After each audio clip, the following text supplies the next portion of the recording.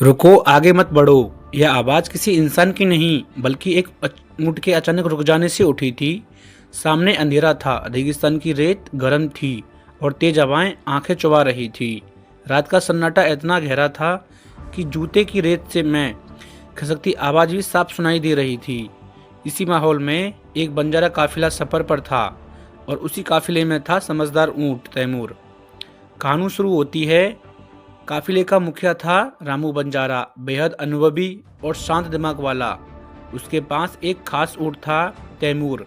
लोग कहते थे तैमूर सिर्फ सामान नहीं ढोता बल्कि रास्ते का भी हिसाब रखता है। किस दिशा में हवा बदलेगी, कहाँ रेगिस्तान में दलदली रेत है, कहाँ दूर डाकू छिपे होंगे, सब तैमूर पहले ही समझ लेता था। उस रात काफिला एक पुराने रास्ते से गुजर रहा था जिस पर अक्सर बंजारे नहीं जाते थे। लोग कहते थे वह रास्ता गुमशुदा पगडंडी है, एक बार आदमी गया तो वापस नहीं आता। लेकिन रामू को जल्दी थी क्योंकि अगले 2 दिनों में मेला लगना था और उसे वहाँ घोड़े बेचने थे। काफिला आगे बढ़ रहा था। अचानक तैमूर रुक गया। उसकी बड़ी काली आंखें आगे की रेत नाप रही थी। पीछे से आवाज़ आई, चल तैमूर, रुक क्यों गया? आगे रास्ता साफ है, चलने दे। लेकिन तैमूर हिला भी नहीं। उसने सिर्फ अपनी गर्दन बाईं तरफ झुकाई और ऊंची गुरगुर की आवाज़ निकाली। रामू समझ गया कुछ गड़बड़ है। सब लोग चुप। उसने ऊंची आवाज़ में कहा। आवाज़ थम सी गई। अचानक दूर से घोड़े दौड़ने की आवाज़ आई, डम डम डम। किसी ने कहा डाकू।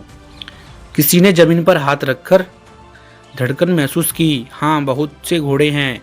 अगर काफिला 2 कदम और आगे बढ़ जाता तो दलदली रेत में फंस जाता और डाकू आसानी से पकड़ लेते, क्योंकि ऐसी जगह घोड़ा तेज भाग पाता है और ऊँट मुश्किल से निकलता है।